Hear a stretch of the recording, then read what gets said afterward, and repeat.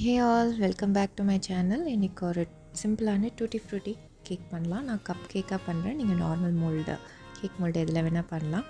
தேவையான இன்க்ரீடியன்ட்ஸ் பார்த்திங்கன்னா 1.5 கப் மைதா, அதுக்கப்புறம் டூட்டி ஃப்ரூட்டி, அதுக்கப்புறம் vanilla essence, condense milk, eggless கேக்குங்கிறதால கண்டிப்பாக கண்டென்ஸ் மில்க், அதுக்கப்புறம் ஒரு 1/2 கப் பட்டர்.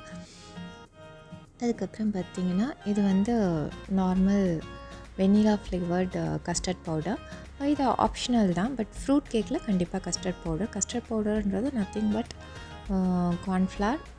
அது கொஞ்சம் ஃப்ளேவர்ட், அவ்வளோதான் கஸ்டர்ட் பவுடர்ன்றது. பட்டரும் அதுக்கப்புறம் கண்டென்ஸ் மில்க்கும் ஃபஸ்ட்டு போட்டு நல்லா பீட் பண்ணிக்கலாம். ரெண்டுமே நல்ல நார்மல் ரூம் டெம்பரேச்சரில் இருக்கணும். பட்டர் நான் ரொம்ப சாஃப்டாகவே இருந்தது, அதனால் நான் அப்படியே ஆட் பண்ணிக்கிட்டு நீங்கள் மெல்ட் பண்ணி ஆட் பண்ணிக்கிறது இட்ஸ் மோர் பெட்டர். நல்லா ரெண்டுமே நல்லா விஸ்க் பண்ணுங்கள், நல்லா க்ரீமியாக வர அளவுக்கு. நான் எலக்ட்ரிக் பீட்டர் யூஸ் பண்ணுறேன். நீங்கள் நார்மல் மேனுவலாக இருக்கிற பீட்டர் வச்சு பலூன் விஸ்க் வச்சு கூட பீட் பண்ணலாம். இதிலே வெண்ணிலா எசன்ஸ் ஆட் பண்ணிக்கிறேன். உங்கள்கிட்ட பைனாப்பிள் எசன்ஸ் இருந்தால் அதையும் ஆட் பண்ணிக்கோங்க. ஃப்ரூட் கேக், டூட்டி ஃப்ரூட்டி இந்த மாதிரி ஃப்ரூட் கேக்கை பொறுத்த வரைக்கும் ரெண்டுமே ஆட் பண்ணாங்க. கொஞ்சம் வெண்ணிலா எசன்ஸ் அண்ட் கொஞ்சம் பைனாப்பிள் எசன்ஸ் ரெண்டுமே ஆட் பண்ணும்போது தான் உங்களுக்கு அந்த ஃப்ரூட் கேக்கோட ஃப்ளேவர் கிடைக்கும். என்கிட்ட பைனாப்பிள் எசன்ஸ் இல்லை, அதனால் நான் ஆட் பண்ணல. வெண்ணிலா எசன்ஸ் போதும்னு விட்டுட்டேன். நீங்கள் இருந்தால் ரெண்டுமே ஆட் பண்ணிக்கோங்க, இல்லை வெறும் பைனாப்பிள் எசன்ஸ் இருந்தால் கூட நீங்கள் ஆட் பண்ணிக்கலாம், நல்லாயிருக்கும். அதுக்கப்புறம் இந்த டூட்டி ஃப்ரூட்டி இருக்கு இல்லையா, இந்த டூட்டி ஃப்ரூட்டியில் நீங்கள் சும்மா ஒரு 1/4 டீஸ்பூன் மாதிரி மைதா போட்டு டஸ்ட் பண்ணி நல்லா ஃபுல்லாக எல்லாத்துலேயும் கோட் ஆகிற மாதிரி மிக்ஸ் பண்ணி வச்சுக்கோங்க. இந்த ஸ்டெப் எதுக்காக பார்த்திங்கன்னா, நீங்கள் டூட்டி ஃப்ரூட்டியை அப்படியே கேக் பேட்டருக்குள்ளே போட்டிங்க அப்படின்னா அது பேக் ஆகும்போது டூட்டி ஃப்ரூட்டி எல்லாம் ஒரே இடத்துல சென்டராக கம்பைண்ட் ஆகி நின்றுடும். ஆனால் நீங்கள் இந்த மாதிரி மைதாவில் டஸ்ட் பண்ணிவிட்டு அதுக்கப்புறம் பேட்டரில் ஆட் பண்ணும்போது தான் நீங்கள் எப்படி அது மிக்ஸ் பண்ணி ஸ்ப்ரெட் ஆகிருக்கோ அந்த மாதிரி கேக் ஃபுல்லாக ஸ்ப்ரெட் ஆகி இருக்கும்.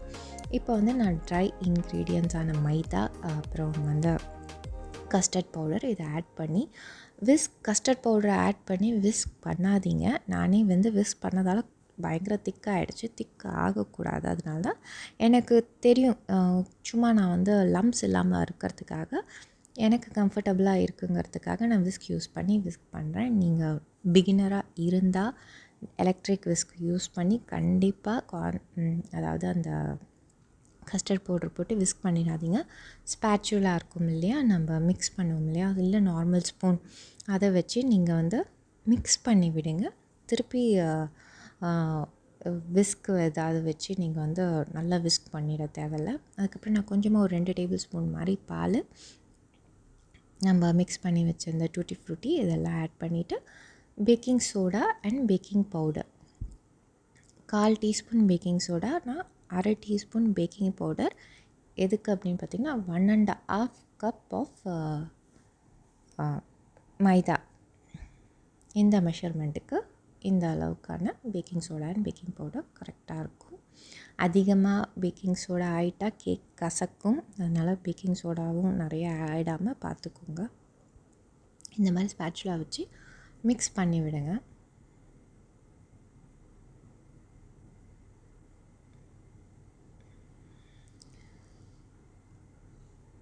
அவனை 180 டிகிரியில் ப்ரீஹீட் பண்ணி, கண்டிப்பாக அவன் ப்ரீஹீட் பண்ணி இருக்கணும் கேக் பேக் ஆகிறதுக்கு முன்னாடி. நான் கப் கேக் பண்ணுறதால கப் கேக் ஜென்ரலாக பார்த்திங்கன்னா 20 to 25 மினிட்ஸ்க்குள்ளே தான் எந்த அவனாக இருந்தாலும் இருக்கும். பட் நான் என்னோடய அவன் பார்த்திங்கன்னா கரெக்டாக 21 மினிட்ஸ் எடுத்தது. நீங்கள் ஃபஸ்ட் டைம் கப் கேக் பண்ணுறீங்கன்னா 20 மினிட்ஸ் வைங்க. பேக் ஆகலைன்னா அதுக்கப்புறம் 1 or 2 மினிட்ஸாக அதை இன்க்ரீஸ் பண்ணி செட் பண்ணிக்கோங்க. ஸோ தட் நெக்ஸ்ட் டைம் பண்ணும்போது உங்களுக்கு தெரியும் இது இவ்வளோ டைம் எடுக்குது நம்ம அவன் அப்படின்னு சொல்லிட்டு.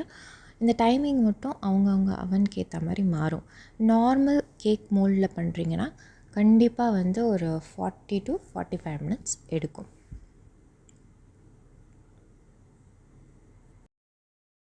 நீங்கள் கேக் மோல்டெல்லாம் ஃபில் பண்ணதுக்கப்புறமா மேலே நீங்கள் டூட்டி ஃப்ரூட்டி மேலே கார்னிஷ் பண்ண மாதிரி போட்டுக்கலாம். இது நீங்கள் டஸ்ட் பண்ண தேவையில்லை, அப்படியே போட்டுக்கலாம்.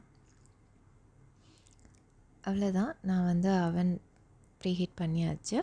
20 மினிட்ஸ் வச்சு எடுத்தால் கேக் ரெடி. இது ரொம்ப சிம்பிளான ரெசிபி தான். உங்கள்கிட்ட அந்த கார்ன்ஃப்ளவர் ஆர் அந்த கஸ்டர்ட் பவுடர் இல்லைனா கூட நீங்கள் பண்ணி பாருங்கள். பைனாப்பிள் எசன்ஸ் வச்சு கூட பண்ணி பாருங்கள், ரொம்ப டேஸ்டியாக இருக்கும். டூட்டி ஃப்ரூட்டி பிடிக்கும் அப்படின்னா குழந்தைங்களுக்கு இது பண்ணி கொடுங்க, நல்லாயிருக்கும். நான் கப் கேக்காக பண்ணுறேன், ஸோ தட் என் குழந்தைங்களுக்கு கப் கேக் ரொம்ப பிடிக்கும். அந்த ஷேப் நீங்கள் நார்மல் கேக்கில் கூட பண்ணிக்கோங்க. எனக்கு இந்த மெஷர்மெண்ட்டில் பார்த்தீங்கன்னா அரௌண்ட் 15 கப் கேக்ஸ் வந்திருந்தது.